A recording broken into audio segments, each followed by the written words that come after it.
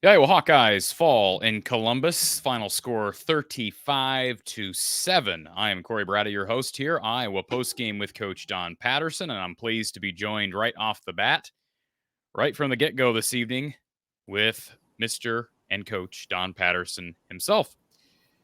Don, you're going to be providing some therapy sessions this evening. I have a good feeling about this. You're going to be Dr. Don tonight, and so be it. We've played that role before, you especially. So many things to get to. I know people are want to chat with you. Got a couple of people who have already began the call-in process. If you're new here, we have a phone line you can call, 515-635-1601. It's scrolling across the bottom of your screen. But you can also log into StreamYard. Very simple to do that with a Google or Facebook account. All your information's private, but you can talk to us that way and ask Coach or myself a question. If you're put on hold, stay on hold, because if you drop off the phone line, you lose your place in line. It's pretty simple. So to our callers who are waiting on hold, we're going to have them wait just a couple of minutes, Don, because I want to talk to you one-on-one here to start. Okay. And I don't know really where to start other than let me give my basic takeaways following what ended up being a bloodbath. And that is this. I am disappointed in the Iowa offensive line. I'm going to start there because everybody's been praising the rushing attack and specifically Kaleb Johnson. But Don, you and I have had conversations. I have over and over again throughout each solid rushing performance this season given plenty of credit and praise to the Iowa run game, specifically the entire unit, but also the offensive line. I think Iowa's fullbacks have done a nice job blocking. Iowa's tight ends have done a nice job blocking. Sometimes we give too much credit to a quarterback when a team wins. I think we give too much credit to a running back at times when a run game is successful. Kaleb Johnson's been really good. But I thought we saw today, Don, especially in that first half, and I understand they're going up against heavy boxes and really talented fronts, but I thought pass pro was bad at times, and I thought the run support, or I shouldn't say run support, the run blocking from the offensive line was not very good. But it's hard for me as a non-coach, Don, to evaluate the offensive line in live game action when you're dealing with extra people. We've seen Iowa successfully run against loaded fronts. You tell me what you saw. Were you as disappointed in the offensive line today as I was? I thought the matchups O-line versus D-line, I thought Ohio State won both those matchups. I thought their D-line in general performed better than their O-line and vice versa. It was pretty easy for them to gain 4 yards on every running play that they had. But Don, real quick, not to defend the defensive line, but if there's any spot on the field where Iowa should be able to exert its will, it's with an offensive line that is full of fourth, fifth, and sixth year guys, Don. Right. That's my issue and why I'm honing. Yeah, that was a disappointment. It's safe to say Ohio State's D-line won that matchup. So how much of that was just the defensive line winning the matchup? How much is it when they're throwing extra guys into the box? I mean, we've heard a lot about stacked boxes over the last 2 weeks. Well, in general, the pressure they got was not any extra rushers in general. That's what I felt. Yeah. And there were too many plays, and CBS zeroed in on several of these, Don, not just in the run game, but also with the passing game. There were too many examples that were even shown on the TV film of individual linemen just getting beat. Colby getting backed up into his quarterback, Dunker getting backed up into his quarterback. And I'm sorry, I'm going to come down sort of heavy on the offensive line because, like I said at the outset, we've been told throughout the Bryan era, some of these guys were here in 2020, 2021. A lot of these guys who are starting, we've went through this. They're all upperclassmen. Some of them are fifth, sixth year guys. Right. And to me, I don't care how talented Ohio State is. If your head coach is an offensive line coach and you've had people who are healthy right now, this entire line is healthy, and you've got 4, 5, 6 years to develop these players, you ought to be able to go into Ohio State and at least at that position on the field, at least at that point, compete. And I didn't feel like they competed very well. And I don't know that I blame anyone specific. like I said, I'm just disappointed as a collectively in that unit. Yeah, let's not forget in terms of development in recent years, Kirk has assisted with their development, as has Brian, both of which know a lot about O-line play. Not to mention George, of course, as the O-line coach.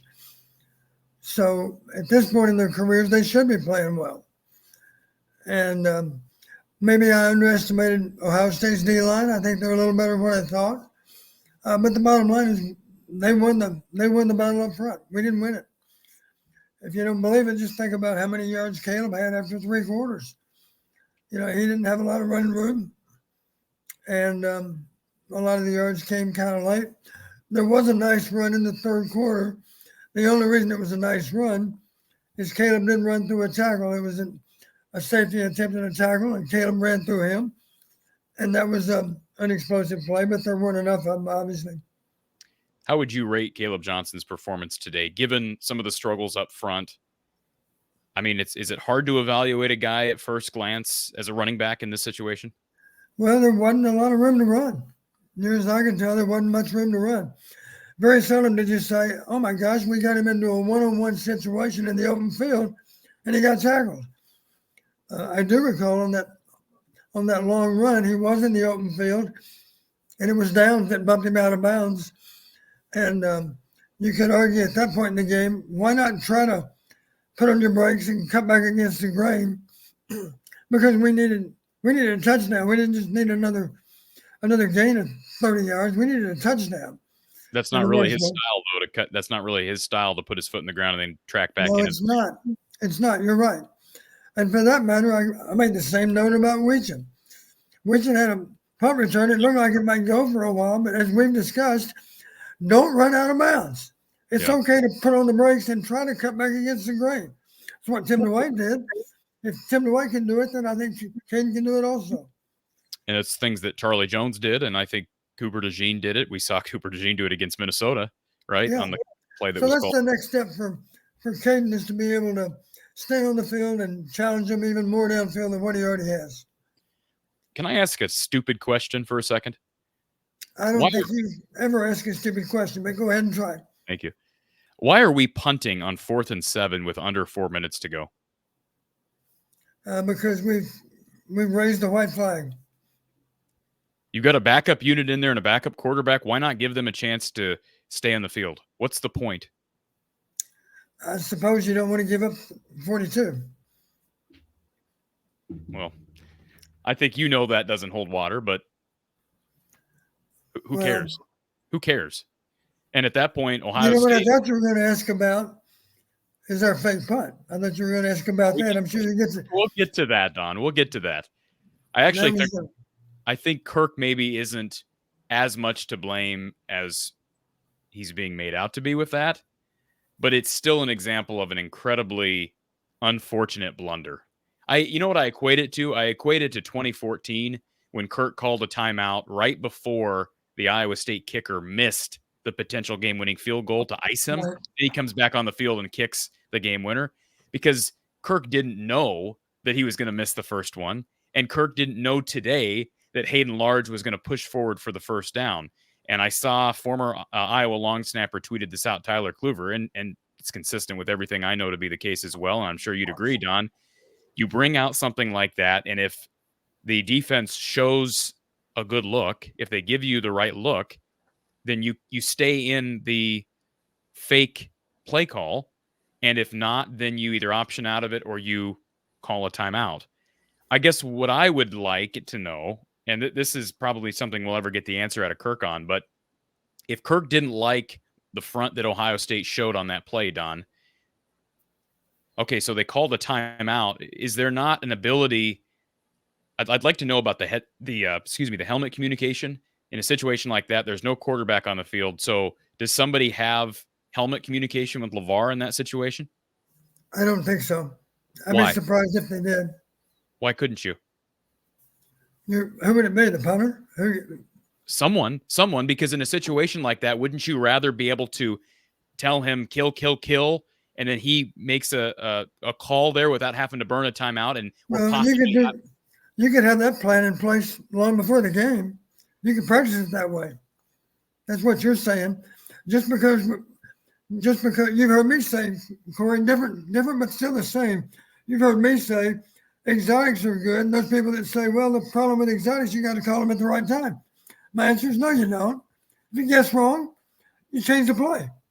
You save it for the next play, or you call it 8 plays later, whatever. You can do the same thing with the kicking game, of course. You can say the fake's on unless we get the wrong look, at which point we make a call. That means we're going to punt. So that's my question. So why did that not occur? Let's just address that now. Why did that not occur? Why was Kirk ready to call a timeout instead?